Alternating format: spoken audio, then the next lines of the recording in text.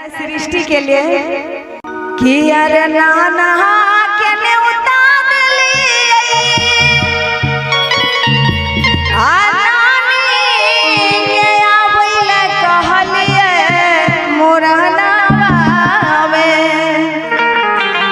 सृष्टि के नानी नाना मौसा मौसी सब आई होगी।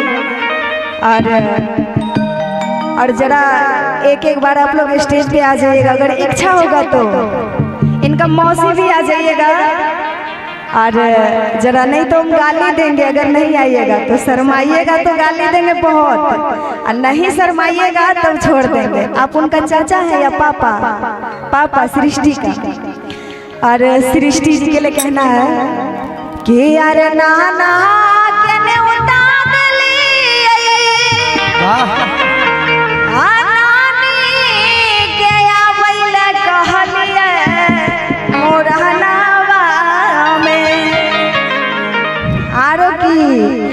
सृष्टि के नानी जरा आई जेबे। हाँ अगर आवल होबे तो स्टेज पे कन्या छथिन बैठा नहीं लिया। और कहना कि तैयो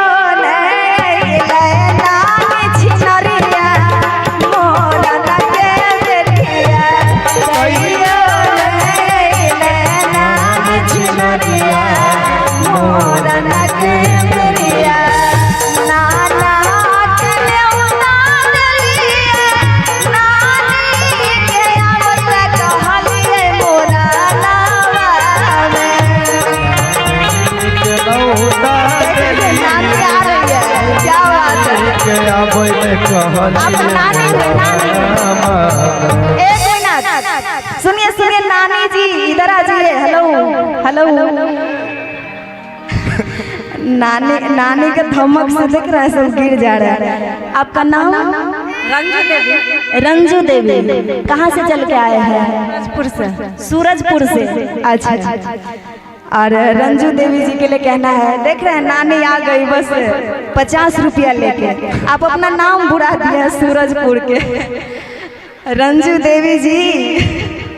और कहना कि यार तैयो नहीं रंजू छिनरिया मोरन के बेरिया, तैयो नहीं रंजू छिनरिया मोरन के बेरिया। क्या बात जी।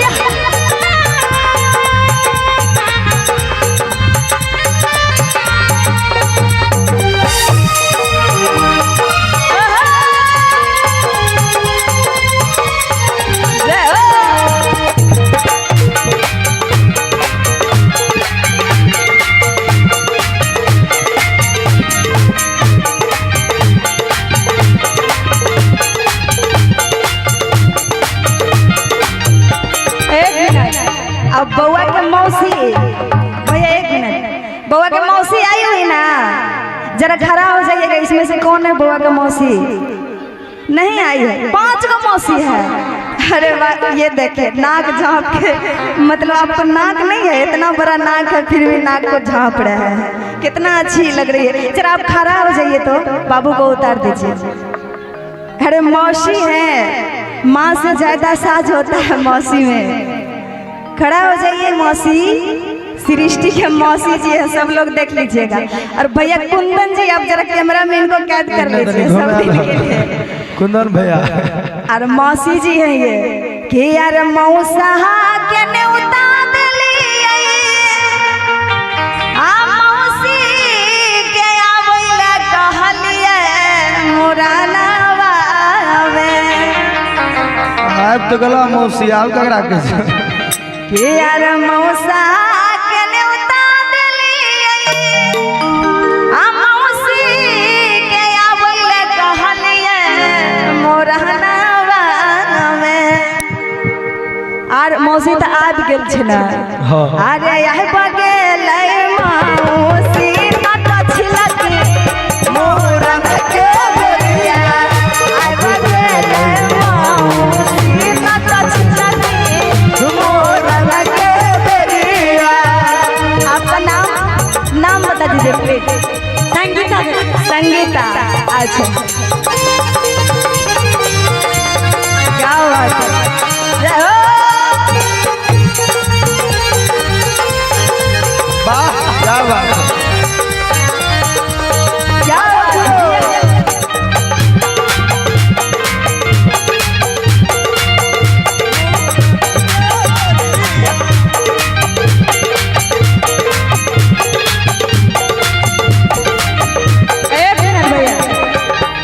अब बच गई बउआ के फुआ, जो कि आज उनको दान दक्षिणा तो बहुत मिला होगा, सब लेके पेटी में रखी होगी। सोचती होगी जहाँ जेबे न तहाँ तो हम जाब तो ससुराल में देखेबे, हमरा भतीजा भतीजी के मुंडन रहा, कितना चीज हमरा मिलल। लेकिन यहाँ आपको पहले लुटाना पड़ेगा आधा उसमें से।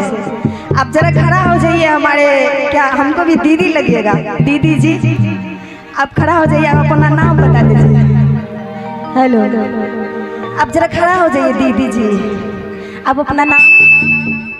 अंजू, अंशु, क्या बात है, मेरा भी मौसी के बेटी का नाम है अंशु, बड़ा प्यारा नाम है। और दीदी जी के लिए कहना है, लापट में कितना रुपया मिला था आपको? लापट आप ही ना लिए थे? हेलो, साड़ी अच्छा वाला दिया था ना भाई जी? नहीं मिला, तब ना ससुराल में जाइएगा तो दिखाइएगा कि हमारे भतीजा के शादी में इतना अच्छा साड़ी मिला है, इतना दान दहेज मिला है। और कहना है दीदी के लिए कि यार फूफा के न्योता देलिए, आ दीदी के आवेला कहलिए मुरहनावा। अरे फूफा के ने दीदी को कहना है कि अंशु के कार्ड भेजलिए। बउआ के फूफा जी कहाँ है? बाहर में अकेले लापट लिए हैं। गेट जोड़ के ना आपको लापट लेना था। उनको भी शर्ट पैंट मिलता, जीन्स शर्ट, पता है। और कहना है कि तैयो नहीं आइले फूफा चूल्हा फूका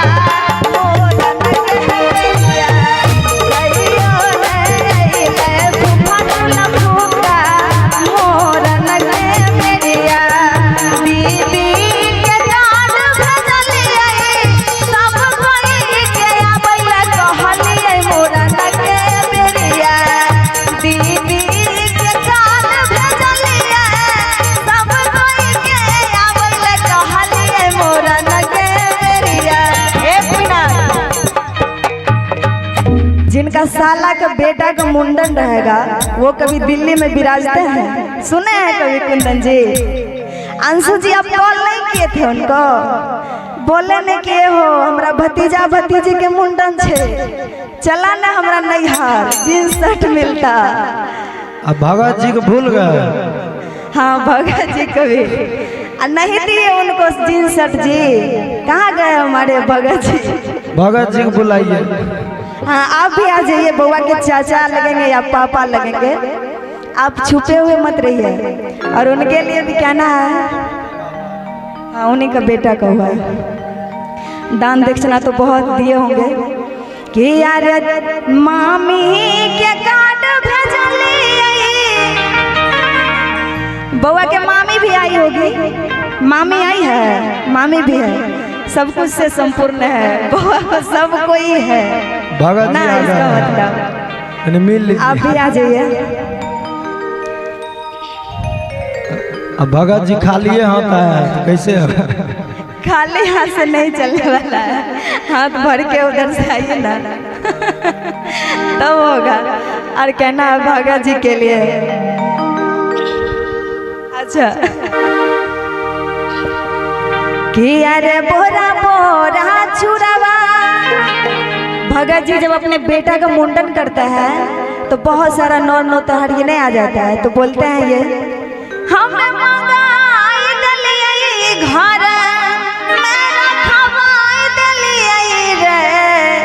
आज भर के लिए हमको माफ कर दीजिएगा, क्योंकि आपको बहन के बारे में बोलेंगे। कोई बात नहीं, खुशी के माहौल में ये सब नहीं देखा जाता है। रे ला ला ला रे कैसा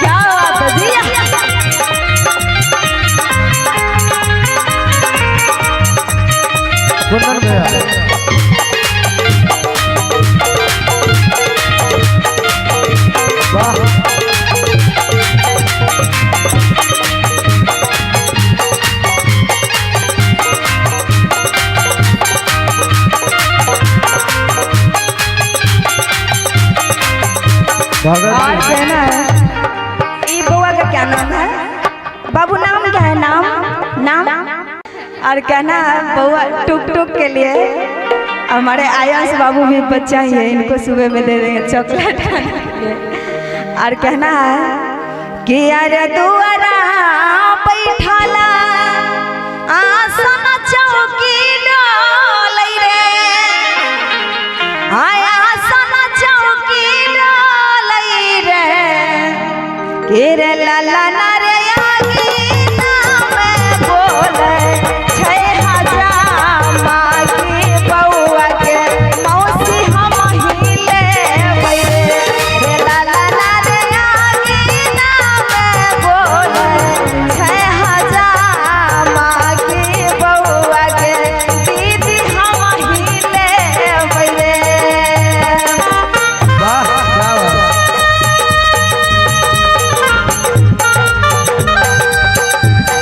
क्या बात है जी।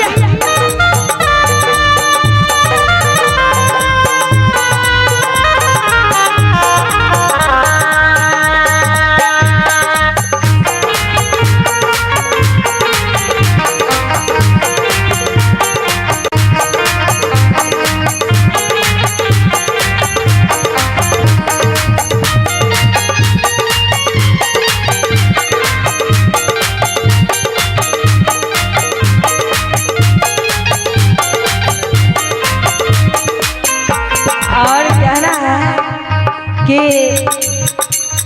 जब बउआ के मौसी को मांगते हैं हजमा तो बउआ के मौसा चिंता में पड़ जाते हैं और कहते हैं कि वह सोनी बउआ के अरे मौसा रुई सगलै रे। इनका तो छत का घर नहीं छप्पर का है, अरे छप्पर पर से कूद गेल रे ला ला ला रे कोई साला टुक टुक बेटा